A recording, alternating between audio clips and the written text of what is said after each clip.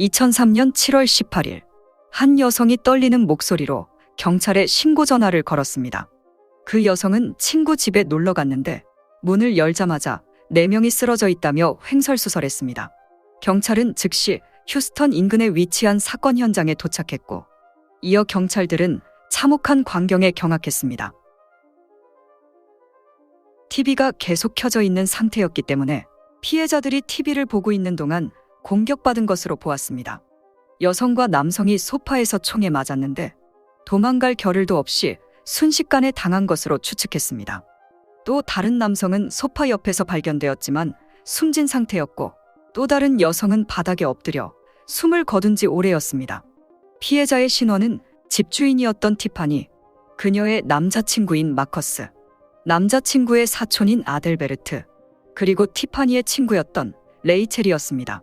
티파니와 아델베르트는 소파 위에서 총에 맞았고, 마커스는 소파 옆에 몸을 웅크린 채 총에 맞았으며 바닥에 쓰러진 여성은 레이첼이었습니다.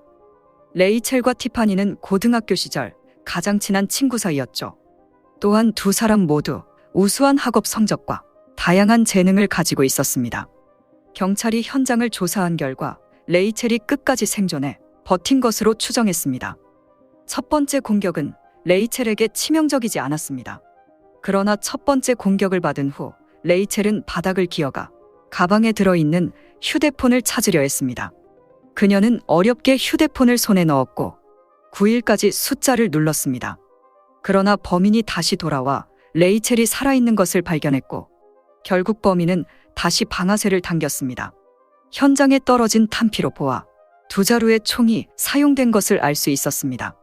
한 자루는 9mm 권총이었고 다른 하나는 38구경이었죠. 따라서 경찰은 범인이 최소 2명 이상인 것으로 분석했습니다. 출입문은 누군가 억지로 열거나 파손된 흔적이 없었기 때문에 면식범일 가능성에 무게를 실었습니다. 수사관들의 첫걸음은 범행 동기를 파악하는 것이었습니다. 범행 현장에서 40개가 넘는 총알이 발견되었고, 대부분의 총알은 두 소녀에게 집중되어 있었습니다. 그리고 부검 결과 레이첼과 티파니는 은밀한 부분까지 총에 맞았지만 마커스와 아델베르트에게는 이러한 흔적이 남아있지 않았죠. 이는 범인이 레이첼과 티파니에게 원한을 품은 것처럼 보였습니다. 그리고 4명 중 가장 큰 비극은 레이첼이었습니다. 말할 수 없을 정도의 오버킬이었기 때문이었죠. 분명 범인은 그녀에게 강한 증오심을 가지고 있었을 것입니다. 레이첼의 휴대폰이 현장에 남아 있었기 때문에 경찰은 레이첼의 통화 목록을 살펴보았고, 레이첼과 통화한 인물들을 면담했지만 뚜렷한 용의자는 발견되지 않았습니다. 마커스와 아델베르트의 생활은 그리 단순하지 않았습니다. 그들은 마약을 판매해 생계를 유지하고 있었죠. 티파니가 고등학교를 졸업한 후 마커스와 아델베르트의 주선으로 성인 클럽에서 웨이트리스로 일하기 시작했습니다. 당시 레이첼과 티파니는 고등학교를 막 졸업한 상태였죠. 티파니의 아버지는 재혼 후 다른 주로 이사했고, 그렇게 티파니는 고등학교를 마칠 때까지 현지 집에 남겨진 상태였습니다. 어른들의 통제가 없었기 때문에 티파니의 집은 친구들의 아지트가 되었죠. 그래서 티파니는 친구들과 자주 파티를 열었고 술과 마약을 만끽하기도 했습니다. 따라서 경찰은 이번 사건이 마약과 관련이 있을 것으로 추측하게 됩니다. 레이첼의 아버지 조지는 사건이 발생한 후 딸의 장례식을 치렀고, 경찰의 수사는 여전히 난항을 겪고 있었습니다. 조지는 뭔가 조치를 취해야 한다고 느꼈고, 주변 집집마다 문을 두드려 전단지를 나눠주고 성금을 모금했었죠. 다행히 한 이웃이 매우 중요한 단서를 제공하게 됩니다. 그 이웃은 사건 당일 두 젊은이가 집 뒤편 길가에 차를 세운 뒤 티파니의 집 문을 두드리는 것을 봤었다고 말했습니다. 그들은 젊은 남녀였으며 그중 가장 인상적인 것은 그 여성이었는데 유난히 큰 눈을 가지고 있었고 머리에 스카프를 쓰고 있었다고 말했습니다. 그렇게 용의자의 몽타주를 만들 수 있었고, 레이첼의 아버지가 모금한 성금으로 10만 달러의 현상금도 걸었죠. 또한 지역 고속도로 광고판에 용의자의 초상화를 게시하기도 했습니다. 그러나 몇 달이 지나고 몇 년이 지날 때까지 결국 범인은 체포되지 않았습니다. 그런데 2006년 7월 어느 날 갑자기 경찰에 신고 전화가 걸려왔습니다. 제보자는 광고판에서 그 여성을 알아보았고 마약 재활시설에서 그 여성을 본 적이 있다고 말했죠. 제보자가 제공한 여성의 이름은 크리스틴이었고 심지어 제보자는 크리스틴이 이 사건에 대해 언급하기도 했었다고 말했습니다. 크리스틴이 언급한 내용 중 외부에 알려지지 않은 내용도 많았죠. 크리스틴은 처음에 평화로운 가정에서 태어났습니다. 어머니는 주부였으며 아버지는 건설 노동자였죠. 그러나 그녀가 2살이 되던 해 아버지는 건설 현장에서 사고로 세상을 떠나게 되었고 이후 크리스틴의 어머니는 마약에 손을 대기 시작했습니다. 결국 어머니는 크리스틴의 양육권을 잃게 됩니다. 그래서 크리스틴이 7살이 되던 해 조부모님과 함께 살게 되었습니다. 그녀는 자신의 어머니가 무슨 잘못을 했는지 몰랐고 종종 어머니에게 전화를 걸어 엄마, 나 집에 가면 안 돼 라고 말하곤 했습니다. 또한 크리스틴은 5살 때 돌이킬 수 없는 탈모증 진단을 받았고 매일 아침 그녀의 머리맡에는 머리카락이 뭉쳐 있었습니다. 그리고 눈썹과 속눈썹이 드러날 정도로 증상은 악화되었습니다. 결국 크리스틴은 가발을 쓰고 외출할 수밖에 없었죠. 동시에 크리스틴은 점차 시력을 잃기 시작했고 그로 인해 두툼한 안경을 착용해야 했습니다. 가발을 쓰고 이상한 안경을 쓴 크리스틴은 결국 학교에서 눈길을 끌었고 매일 친구들에게 놀림을 받았습니다. 이후 크리스틴의 어머니는 약을 끊는 데 성공했고 2번째 남편과 결혼하게 됩니다. 마침내 조부모에게서 크리스틴을 되찾았고 그렇게 크리스틴은 어머니와 재회할 수 있었습니다. 14살이 된 크리스틴은 자신보다 2살 연상인 크리스를 만나게 되었고 순식간에 사랑에 빠지고 말았습니다. 그러나 크리스는 폭력적이었고 심지어 중독자였죠.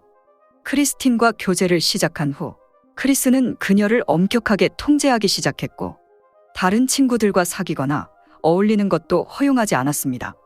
2 사람의 관계는 비정상처럼 보이기도 했습니다.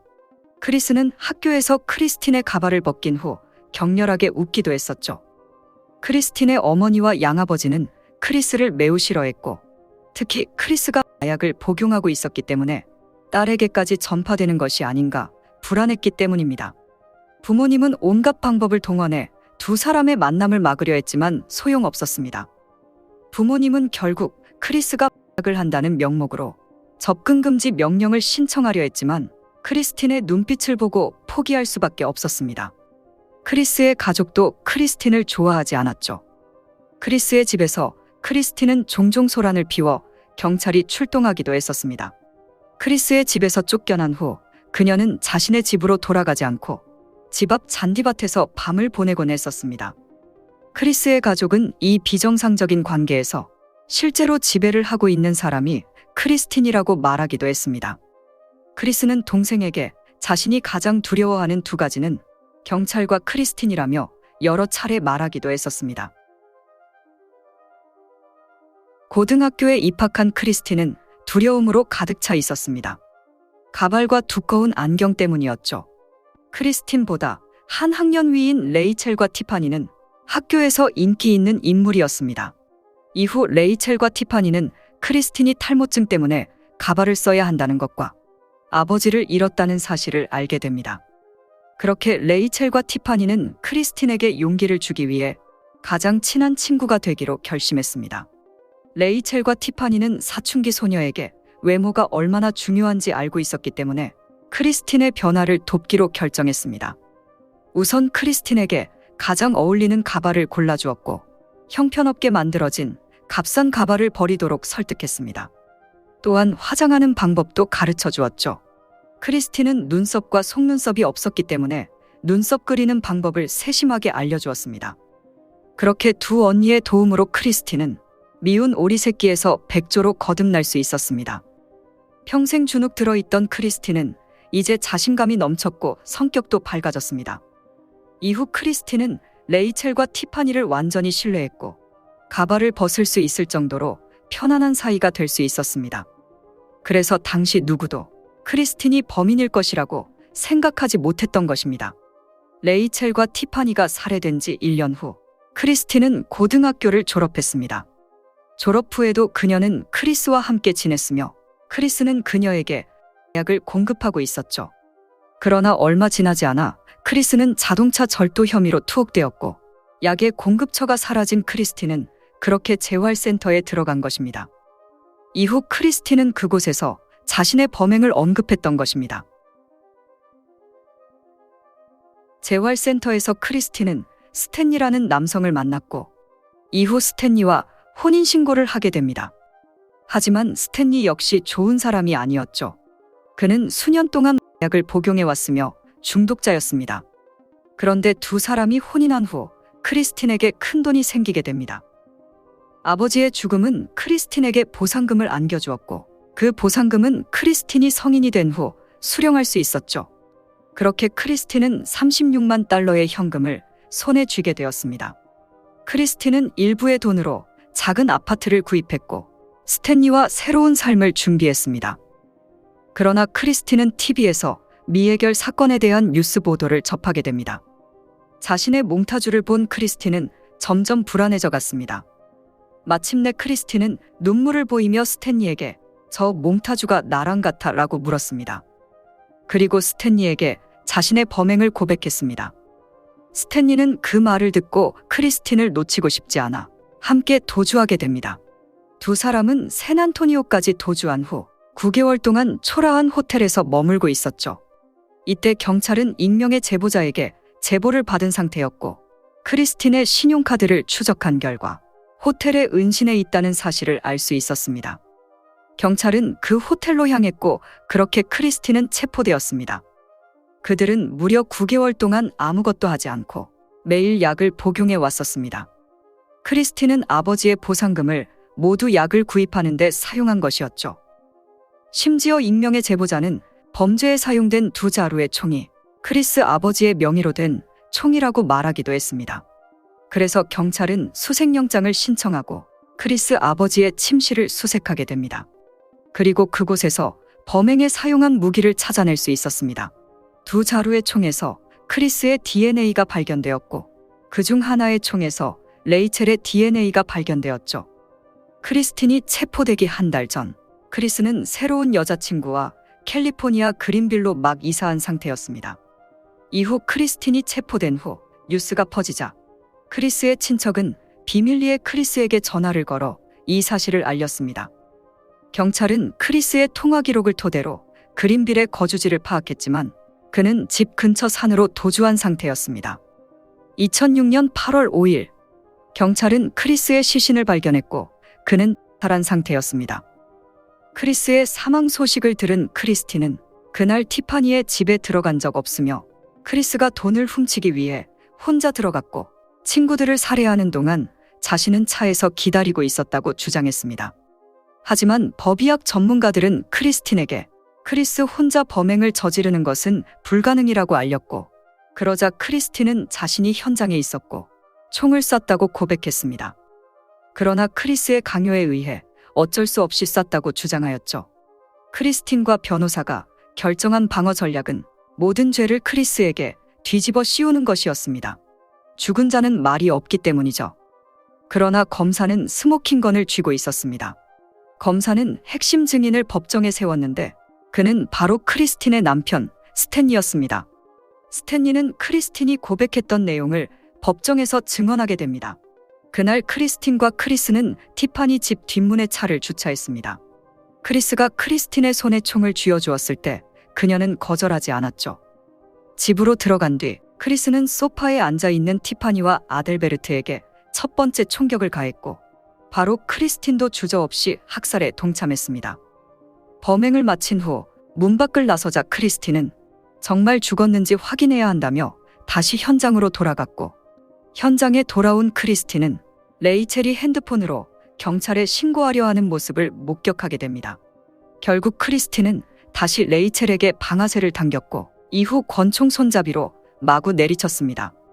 크리스틴의 변호사는 스탠리가 마약 중독자이기 때문에 스탠리의 증언을 신뢰할 수 없다고 반격하였죠. 배심원단은 변호인의 주장을 받아들이지 않았고 3시간의 논의 끝에 크리스틴에게 유죄를 선고했습니다. 하지만 범행 당시 크리스틴은 미성년자였기 때문에 사형을 면할 수 있었고 40년 동안 가석방이 허용되지 않는 종신형을 선고받았습니다. 경찰은 익명의 제보자를 공개하지 않았고 그 제보자가 스탠리는 아니라고 알렸습니다. 크리스틴은 범행에 대해 사과한 적도 없고 동기를 제시한 적도 없었습니다. 정신과 전문의는 크리스틴의 범행이 인기 있는 친구들에 대한 시기심과 질투에서 비롯되었다고 추정했습니다. 그렇게 이 사건은 궁극적으로 질투에 의한 범행으로 정의되었습니다.